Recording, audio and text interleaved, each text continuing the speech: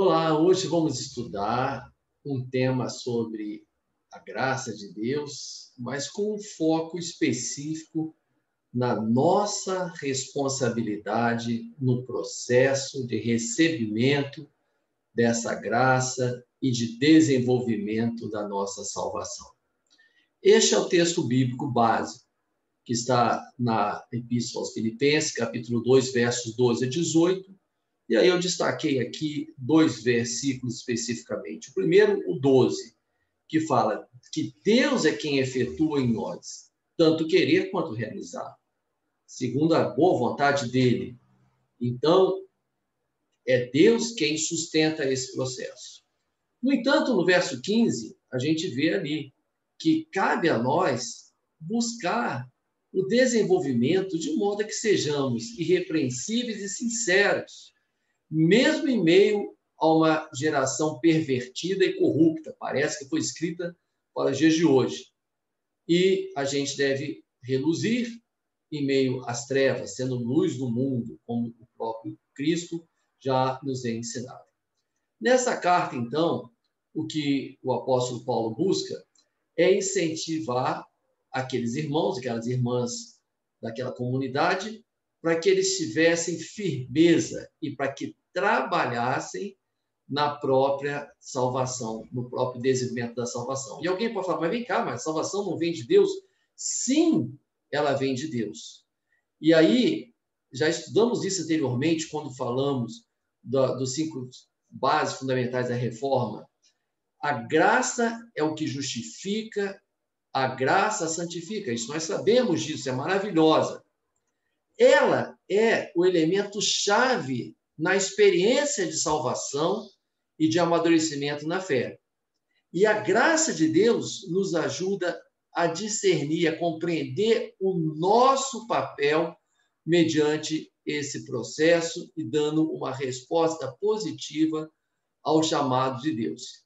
E esse é um ponto central da lição de hoje. Qual é o nosso papel? Não se trata apenas de uma responsabilidade ou de uma iniciativa de Deus. A iniciativa é dele, é ele que sustenta, mas nós temos um papel. E aí Paulo, ele justamente exorta aquela comunidade de fé para que se mobilizassem e assumissem a sua responsabilidade no desenvolvimento da salvação. Deus tinha iniciado uma obra naquelas vidas. Ele não está falando para pessoas não convertidas. Ele está falando para pessoas que já conheciam a graça e tinham recebido a manifestação da graça em suas vidas. Agora, a complementação dessa graça recebida é que depende da resposta humana. E o mesmo que Paulo escreveu àquela comunidade serve para nós hoje também. Nós já conhecemos a graça de Deus revelada em nós por intermédio de Jesus Cristo, mas precisamos dar uma resposta adequada a esse presente maravilhoso que nós recebemos. E olha que coisa boa! Deus é quem desperta em nós esse desejo da resposta. E Deus é quem nos habilita para dar essa resposta. Não é maravilhoso isso? Porque até a nossa responsabilidade é favorecida. Até a parte que cabe a cada um de nós é garantida quando nós queremos que isso aconteça e trabalhamos para que isso aconteça, garantida por Deus. Ele desperta em nós esse desejo e ele nos capacita a buscar esse desenvolvimento.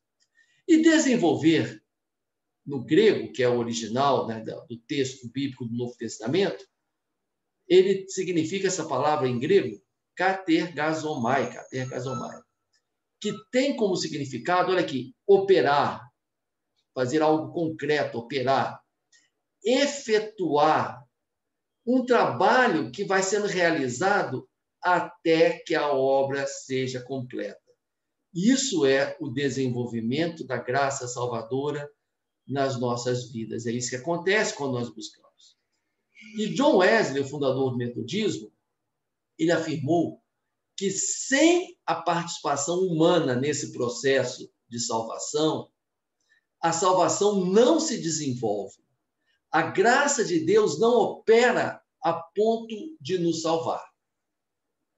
Então, cuidado, não significa isso que somos nós que nos salvamos, com certeza não. Isso é uma das bases da Igreja Reformada. A salvação vem de Deus e não dos nossos atos. Mas Deus começa em nós a obra. Ele sustenta em nós o crescimento. Ele nos capacita para esse desenvolvimento. Mas se nós não fizermos a nossa parte, esse processo de desenvolvimento não se completa e a gente não alcança a plenitude da salvação. 2 recomendações que Paulo faz aos filipenses e que são muito úteis para a gente. Primeiro, fazer tudo sem murmuração e discussão. Vivemos uma época terrível, uma época de muita discussão, de muita radicalização de posicionamentos e de muita murmuração também. As pessoas, às vezes, murmuram para assumir qualquer responsabilidade, para fazer qualquer coisa. Isso não leva ninguém ao desenvolvimento. O desenvolvimento espiritual que precisamos buscar como forma de nos apropriarmos da plenitude da graça de Deus, ele vem do trabalho feito com alegria e não com murmuração. E não trabalho baseada em contendas, em brigas, e sim baseadas na união que o Espírito Santo nos traz.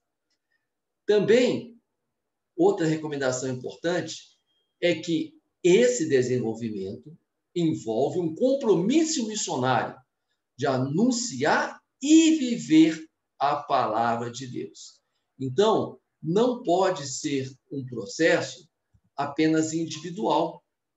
É um processo que, começando em nós individualmente, precisa se refletir na nossa vida, nas nossas relações dentro da igreja, na sociedade, em todas as nossas relações, um compromisso firme em anunciar e viver a palavra. E encerrando, então, esse estudo, 3 lembretes importantes. Primeiro lembrete: o crescimento é resultado da graça divina. Então, é a graça que possibilita que cresçamos em fé, que cresçamos em experiência com Deus. Essa é a origem de tudo. Porém, é também o resultado de uma vida de obediência a Deus.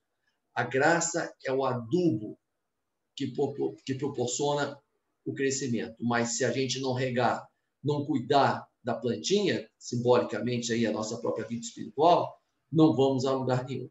Temos que obedecer a Deus, seguir os seus propósitos, conhecer a sua palavra. Terceiro, e muito importante, é um processo contínuo. Uma planta, por exemplo, como está simbolizada aqui nessa figura, ela cresce só até um determinado tamanho. Como o nosso corpo físico também cresce até um determinado tamanho.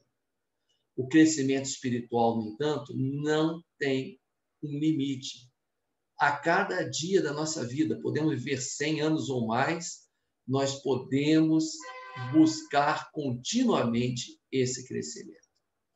Que Deus nos abençoe, que o Espírito Santo abra o nosso entendimento para que possamos compreender essa maravilhosa graça que Deus tem derramado sobre nós, que possamos fazer a nossa parte para que nós próprios sejamos ricamente abençoados com a nossa salvação, com a comunhão mais plena com Deus, e que, por meio dessa bênção recebida, dessa nossa salvação, possamos abençoar muitas outras pessoas e a nossa sociedade tão carente que está da palavra de Deus, tão carente que está da salvação.